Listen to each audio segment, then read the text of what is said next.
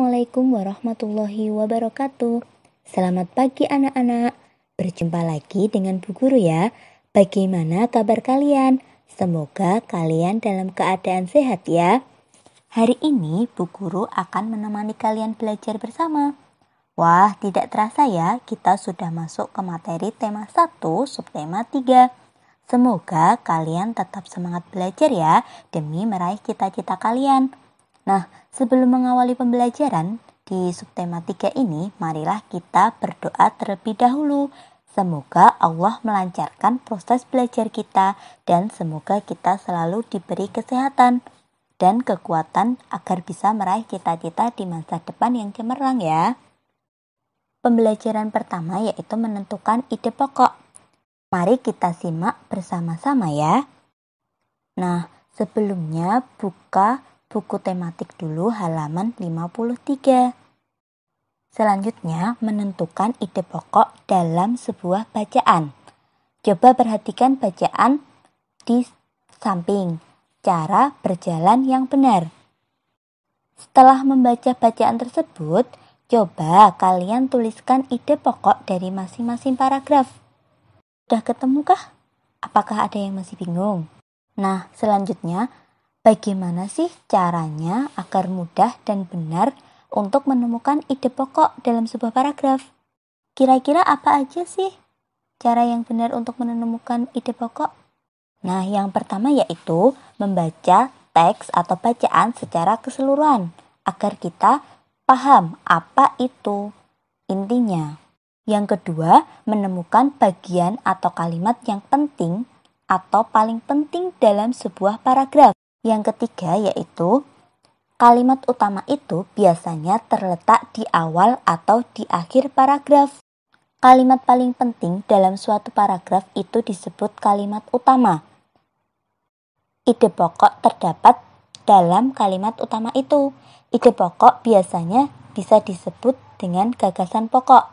Kalau kalimat penjelas adalah kalimat yang memperjelas kalimat utama. Jadi kalimat penjelas itu menjelaskan apa yang ada di ide pokok atau di kalimat utama. Nah, jika kalian menemukan ada paragraf yang panjang, itu jangan pusing ya anak-anak. Karena kalimat yang panjang itu adalah kalimat penjelas. Jadi biasanya kalimat utama itu tidak terlalu rumit kok. Maka berlatihlah menemukan kalimat utama yang paling penting dari setiap paragraf. Jika kita sudah mengetahui apa aja sih yang harus kita temukan dari ide pokok. Nah, tuliskan ide pokok dari masing-masing paragraf di atas ya. Ada paragraf 1, paragraf 2, dan paragraf 3. Coba kalian tuliskan di buku tugas kalian atau di buku catatan kalian. Nah, selanjutnya kita akan belajar tentang macam-macam kelainan tulang. Macam-macam kelainan pada sistem gerak manusia. Tahukah kalian sistem gerak manusia itu tersusun atas rangka dan otot? Rangka merupakan alat gerak pasif yang tersusun atas tulang-tulang dengan berbagai bentuk. Sedangkan otot merupakan alat gerak aktif. Sistem gerak manusia tersebut terkadang mengalami gangguan atau kelainan dan penyakit. Hal tersebut dapat disebabkan oleh beberapa faktor.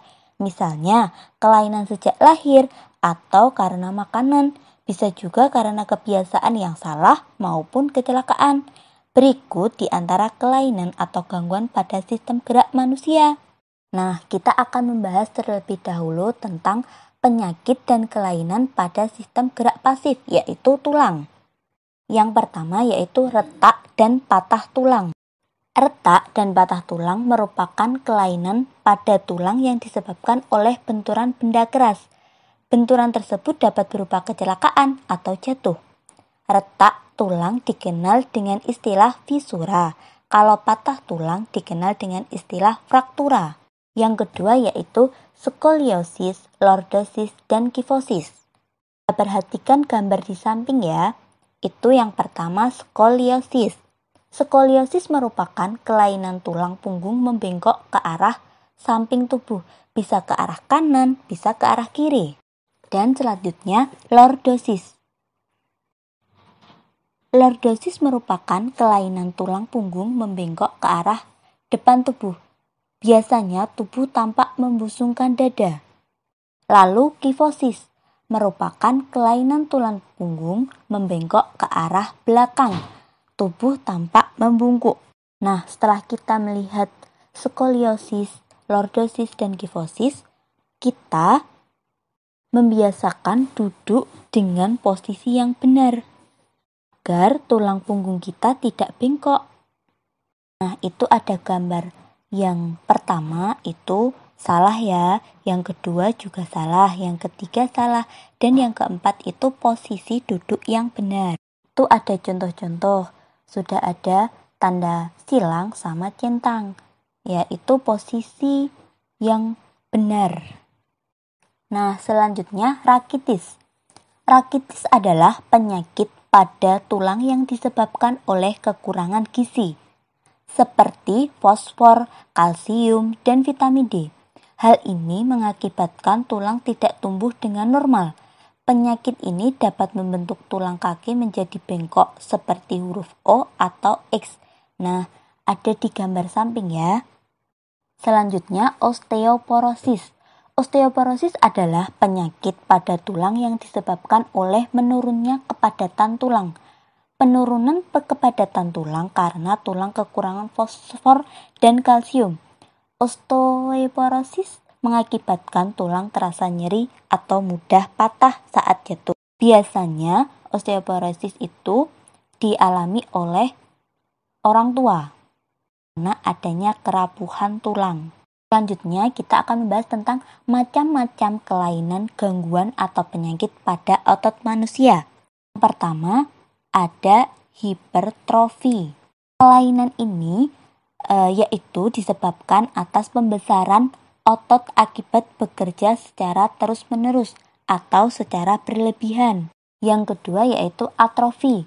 Kelainan otot yang mengecil, lemah, fungsi otot yang menurun. Hal ini disebabkan adanya penyakit polimielitis yang dapat merusakkan sel saraf pada otot. Yang ketiga, stiff.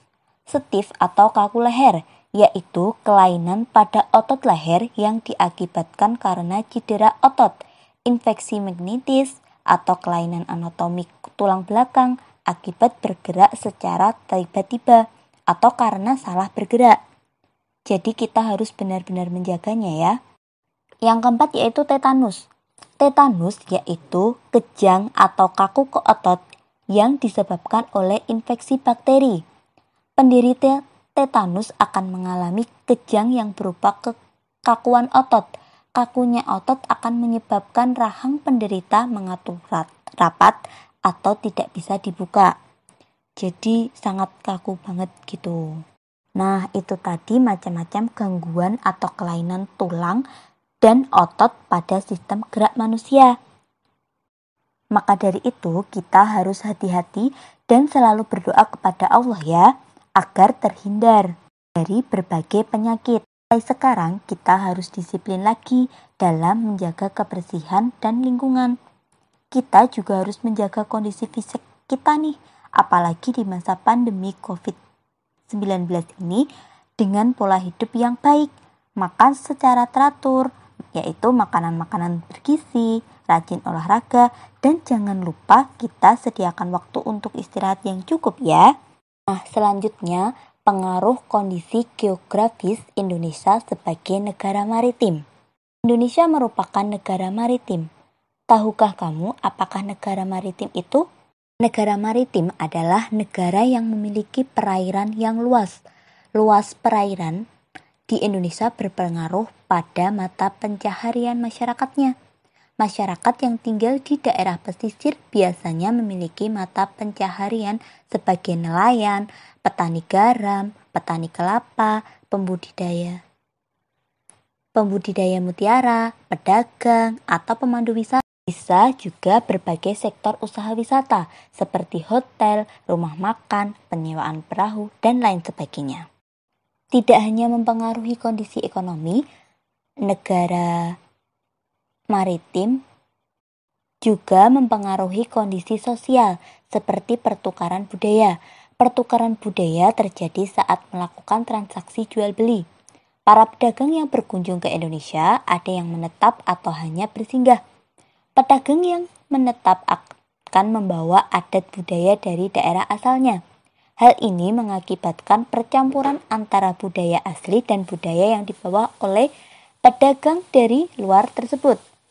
Ada dampak positif dan dampak negatif akibat pengaruh kondisi geografis Indonesia terhadap kondisi sosial masyarakatnya. Positif dan dampak negatifnya yaitu: yang pertama, dampak positif, memudahkan komunikasi dan interaksi antar masyarakat.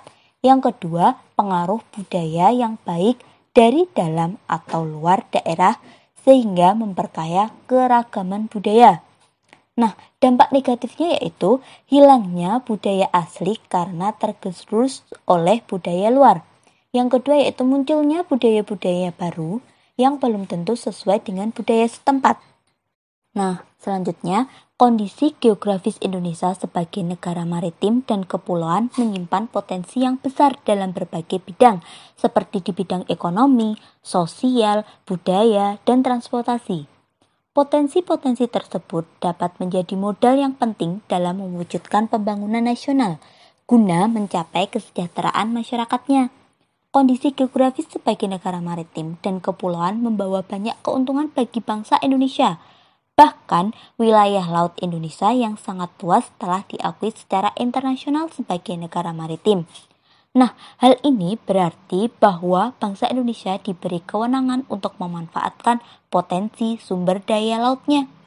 Tentu saja kelompok masyarakat yang bisa merasakan langsung potensi kekayaan sumber daya kelautan ini adalah masyarakat yang berada di pesisir. Nah, banyak jenis pekerjaan yang bisa diusahakan untuk menunjang kehidupan ekonominya. Kita sudah sebutkan ya jenis-jenis pekerjaan yang berkaitan dengan pemanfaatan sumber daya laut di Indonesia, seperti nelayan tadi. Nah, kalian pasti sudah memahami materinya kan? Nah, tugas kita sekarang adalah mari bersama-sama menjaga kedaulatan bangsa ini, jaga kelestarian alam, dan semua kekayaan dan keanekaragaman yang bangsa Indonesia miliki. Semoga bangsa Indonesia semakin maju, adil, dan sejahtera. Selanjutnya kita akan belajar tentang komik. Nah, apakah ada di sini yang belum tahu tentang komik? Jadi kalian semua sudah pernah membacanya kan? Apa saja sih komik kesukaan kalian? Yuk, apa yang kalian suka? Yuk kita cari tahu lagi ya lebih dalam materinya. Komik adalah suatu bentuk seni yang menggunakan gambar-gambar tidak bergerak dan disusun sedemikian rupa sehingga membentuk jalinan cerita. Biasanya komik dicetak di atas kertas dan dilengkapi dengan kertas. Teks dalam komik tersebut berfungsi untuk menjelaskan, melengkapi, dan memperdalam penyampaian gambar secara keseluruhan. Teks atau kata-kata biasanya disajikan dalam gelembung-gelembung yang diserasikan dengan gambar. Jadi, teks dengan kata-kata sama gambar itu harus serasi agar bisa nyambung. Nah, agar dapat membuat komik dengan baik, selain kamu harus mengetahui arti komik seperti yang sudah kamu pelajari tadi, kamu juga harus tahu apa sih ciri-ciri komik yang baik. Pertama yaitu hadir untuk menyampaikan cerita. Pesan dan informasi disampaikan dengan menggunakan teks dan gambar. Apa sih profesional itu? Profesional, keberadaan gambar dan teks yang berimbang membuat pembaca komik seakan-akan terlibat dan berperan langsung ke dalam cerita. Ketiga, menggunakan bahasa percakapan. Nah, bahasa yang digunakan adalah bahasa sehari-hari yang mudah untuk dipahami ya.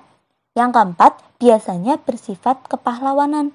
Umumnya, isi cerita komik akan cenderung membuat pembaca mempunyai rasa atau sifat kepahlawanan. Yang kelima, penggambaran watak secara sederhana. Nah, penggambaran watak dalam komik dibuat sederhana agar pembaca mudah memahami isi cerita dan menangkap pesan yang disampaikan dalam cerita. Yang terakhir yaitu menyediakan humor. Kata komik itu berasal dari kata komik, yang berarti jenaka. Nah, humor dalam komik disajikan secara lugas, sehingga akan mudah dipahami pembaca. Dan biasanya humor yang disampaikan sering terjadi dan ada di masyarakat. Setelah kita mengetahui ciri-ciri komik, kita juga harus tahu langkah-langkah membuat komik. Yang pertama yaitu menentukan tema dan judul komik. Yang kedua, membuat sketsa, yaitu menuangkan ide cerita dalam media gambar secara garis besar. Yang ketiga, memberikan tinta, yaitu penegasan garis sketsa menggunakan tinta. Yang keempat, memberi warna, yaitu pemberian warna pada gambar yang dilakukan dengan dua tampilan, hitam putih atau banyak warna. Yang kelima, membuat teks. Pada komik yang ditulis dalam bentuk balon kata, itu di dekat gambar tokoh. Selanjutnya, tugas kalian buatlah komik dengan cara yang simpel dan sederhana. Cukup sekian ya pembelajaran kali ini, semoga bermanfaat. Wassalamualaikum warahmatullahi wabarakatuh.